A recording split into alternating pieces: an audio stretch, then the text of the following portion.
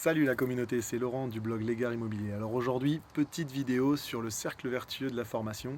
Si vous me suivez sur mon blog ou sur ma chaîne, vous savez que j'aime bien faire l'apologie de la formation continue.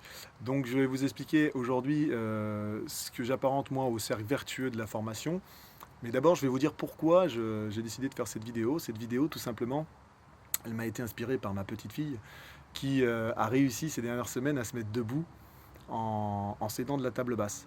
Et là, je me suis trouvé impressionné, content bien évidemment, mais impressionné de me dire, purée, c'est fou comme les enfants, dès leur naissance, sont des éponges, et comme le cerveau est en constant apprentissage, et il s'accapare les informations par le toucher, ou en goûtant, ou par la répétition, pour pouvoir communiquer avec nous, ou se déplacer pour interagir avec son entourage. Et derrière, je me suis posé la question en me disant pourquoi en vieillissant, enfin, en grandissant, cette envie de se former ou d'acquérir de nouvelles connaissances s'estompe ou disparaît. Enfin, je me suis posé la question, le pourquoi. Mon avis sur la question, mon opinion, je pense qu'elle est toujours en nous. C'est juste qu'on l'a mis en sommeil pendant un certain nombre d'années. Euh, Pourquoi? Il y a plein de freins psychologiques, type j'ai pas le temps ou j'ai pas d'argent, avec mon travail et la vie de famille, j'arrive pas à trouver le temps de pouvoir me former sur d'autres domaines. Bon, ça c'est des remarques, enfin des raisons qu'on entend tous les jours, et qui font que je pense qu'ils nous font perdre l'envie de se former, qui nous font perdre la volonté ou la motivation de vouloir apprendre sur des domaines que nous ne connaissons pas. À l'heure actuelle, moi, ces raisons-là, j'ai envie de dire, elles sont plus valables. Pourquoi? Parce qu'il y a plein de sources possibles qui nous permettent de s'organiser durant la journée ou quand on a un moment de libre pour pouvoir acquérir des connaissances. Pour vous citer mon exemple, il y a quelques mois de ça en arrière, comme je vous l'ai déjà dit, quand j'ai fait mon introspection et que je me suis dit il faut que je construise un patrimoine immobilier pour ma fille, je connaissais que le schéma classique de la location nue, enfin que mes parents font. Et je connaissais rien sur la location meublée et encore moins sur la location saisonnière, à part profiter en tant que locataire lors de mes vacances. Et là, je peux vous dire que le fait d'avoir lu des livres, des articles, d'avoir regardé des vidéos YouTube, euh, d'avoir lu les journaux sur le domaine, etc., j'ai appris les différents domaines qui nous permettent, on va dire, de devenir un investisseur immobilier et de développer son patrimoine immobilier. Alors bien évidemment, moi derrière, j'ai créé ce blog en tant que débutant pour vous accompagner, pour vous faire avancer, pour vous montrer les déboires, les échecs, pour montrer en fait mon aventure immobilière et vous aider dans votre apprentissage sur ce sujet. Mais au départ de ça, et c'est là où le cercle vertueux commence, c'est que quand on ne connaît pas un sujet, il faut qu'on reprenne la volonté de redémarrer, comme on dit, de relancer la machine, de relancer la mécanique de l'apprentissage. Et pour faire ça, il n'y a pas besoin de se prendre la tête ou de beaucoup de temps ou d'argent, du tout, du tout. Grâce à l'outil qui est magnifique, qui est Internet, on peut en 5-10 minutes, de temps en temps, lire des articles et se documenter sur un domaine, par exemple immobilier. Je veux dire, moi j'ai commencé par des blogs, j'ai commencé par YouTube. Il y a un format qui est très intéressant aussi, qui est la chaîne TEDx. Je vous laisserai regarder sur Internet. En fait, c'est des présentations où ils ont demandé aux gars de ne pas dépasser 15 à 20 minutes. Et, ce format est extraordinaire. Je veux dire, vous avez 15 ou 20 minutes de temps libre, vous regardez une présentation TED sur un sujet. Pour mon cas, par exemple, j'en ai regardé sur les sujets de l'immobilier. Je veux dire, vous avez les podcasts. Les podcasts, vous êtes dans un métro ou un train, vous écoutez en version audio un bouquin, un interview. Enfin, vous voyez, il y a plein de moyens et de sources différentes qui sont possibles grâce à Internet. Il est possible d'y accéder, pardon, et de pouvoir développer ses capacités et ses compétences sur un sujet. Alors à partir de là, bien évidemment, on va acquérir des connaissances, Mais à un moment donné, ça c'était la deuxième étape, hein, on va développer ses compétences, ses connaissances, mais à un moment donné, il va falloir passer à l'action pour appliquer concrètement dans la réalité les choses qu'on a apprises. Donc, reprenons l'exemple de l'investissement immobilier. On apprend des choses sur l'économie, sur la location, sur, je ne sais pas moi, comment obtenir un crédit, etc., etc., etc. Et à un moment donné, tout ça, il faut à chaque fois passer à l'action, c'est-à-dire commencer à faire des visites pour connaître la ville où on veut acheter, commencer à se rapprocher des banquiers ou des courtiers pour établir sa capacité d'emprunt. Et évidemment, passer à l'action veut dire aussi acheter un bien pour commencer à le mettre, par exemple pour mon cas, en location saisonnière. Et à partir de là, quand on va passer à l'action, on va développer, ce que vous connaissez tous, l'expérience du terrain. Et il y a plein d'études qui l'ont prouvé. Le fait de concrètement passer à l'action et de faire les choses nous permet d'apprendre dans les différents domaines plus rapidement que le fait de lire des bouquins ou des articles. Donc, raison de plus pour passer à l'action déjà. Et donc, quand vous allez passer à l'action, par exemple, moi je suis en train de regarder pour les crédits, etc., vous allez tomber sur des obstacles, style, c'est quoi un profil bancaire? Qu'est-ce que ça veut dire être rassurant par rapport au banquier? Enfin, vous voyez, toutes ces questions-là.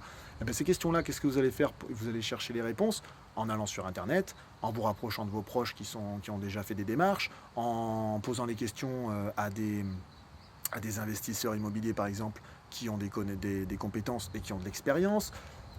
Et ça va faire que, hop, on va entretenir le cercle en se reformant sur des sujets qu'on ne connaissait pas, qui va nous permettre de dépasser ces obstacles et d'avancer, et en même temps de continuer à s'expérimenter sur le sujet.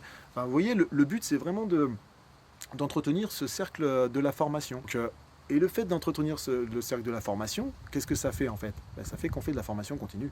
En fait, on n'arrête jamais d'apprendre et on n'arrête jamais de se former.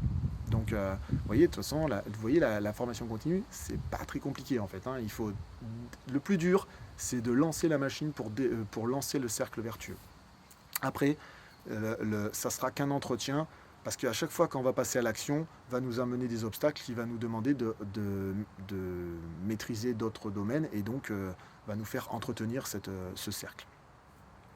Donc tout ça pour dire en plus les bienfaits de ce cercle, c'est que au-delà d'apprendre sur certains domaines qui sont par exemple pour l'investissement, on doit apprendre les crédits immobiliers, on doit apprendre les assurances, on doit apprendre à déceler le bien qui a du potentiel, on doit donc connaître des choses sur la rénovation, tout ça fait appel à différents corps de métier et à un certain réseau que je discuterai au fur et à mesure qu'il va falloir chercher, trouver les bonnes personnes pour se créer ce réseau et pour que votre location se passe le mieux possible.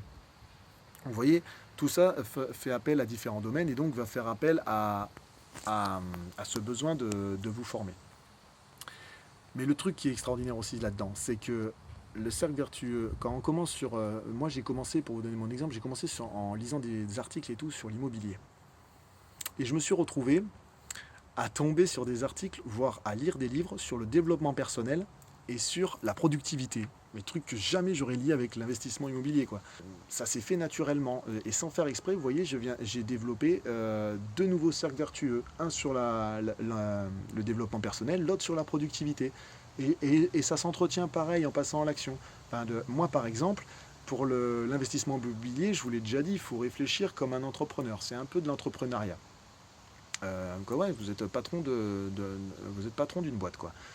Et donc le fait de faire ça, ça vous demande un état d'esprit, dans le sens où il vous faut réfléchir le plus tôt possible comment vous allez gérer votre bien dès que vous l'aurez acheté et donc voir à long terme.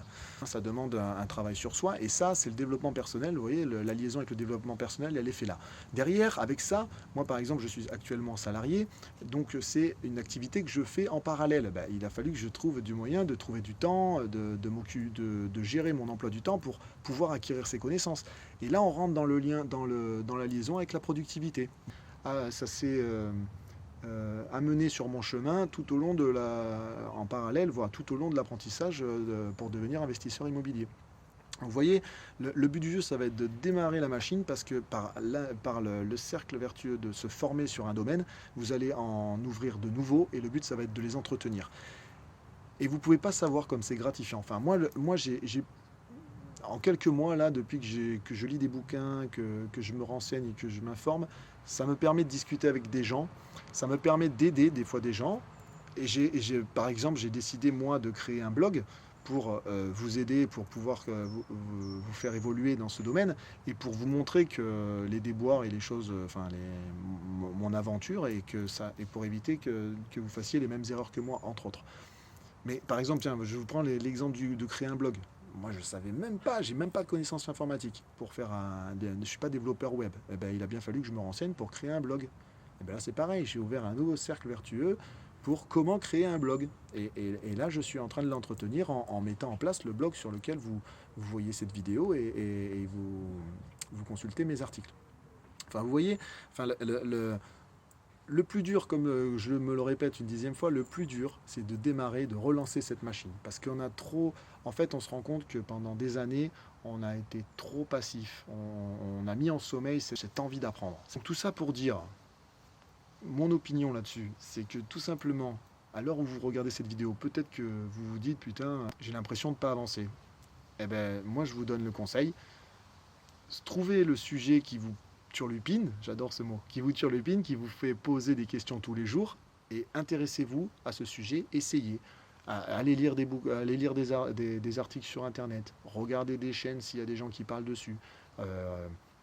Je sais pas moi, allez lisez le journal sur ce sujet, achetez des bouquins sur ce sujet, enfin, commencez à vous intéresser à ce sujet et vous allez voir que naturellement vous allez reprendre l'envie d'apprendre et de comprendre la société et l'environnement dans lequel vous vivez tout simplement. C'est fou la puissance que ça a de relancer l'envie d'apprendre. Enfin, moi, j'ai que ça à dire. Enfin, c'est tellement puissant, vous n'avez pas idée. Moi, j'y croyais pas. Jusqu'au moment où, depuis quelques mois, je lis des bouquins et j'arrête pas d'en lire, en fait. Et j'ai quitté la télé comme ça. Enfin, comme je vous l'ai dit dans d'autres vidéos, pendant des années, je regardais des séries US. J'en regardais énormément. Je regardais des films. Je fais toujours, hein. Mais j'en regardais trop. Enfin, j'étais tout le temps devant la télé. Je perdais mon temps. J'étais passif à faire des activités qui n'étaient pas constructives. Maintenant, je vous assure, je regarde presque plus la télé, je la regarde que quand j'ai envie, que quand je me dis que là j'ai besoin de repos et que j'ai envie de me passer du moment devant la télé ou une série. Mais sinon, tout le reste du temps, bah, j'ai toujours quelque chose à lire ou à écouter ou à regarder. Enfin, vous allez voir, vous allez changer d'état d'esprit et naturellement, vous allez de plus en plus délaisser cette position d'inactivité. C'était une petite vidéo sur la formation continue. Moi, je vous donne qu'un conseil. Redémarrer la machine, relancer cette machine de l'apprentissage. Je vous mettrai le lien de mon pack Stataire Immo justement pour vous donner les bases sur l'investissement immobilier sous la vidéo. N'hésitez pas à laisser des commentaires, à liker cette vidéo, partager, à vous abonner à la chaîne. Et moi, je vous dis à la prochaine et encore merci de me suivre. Ciao, ciao la communauté.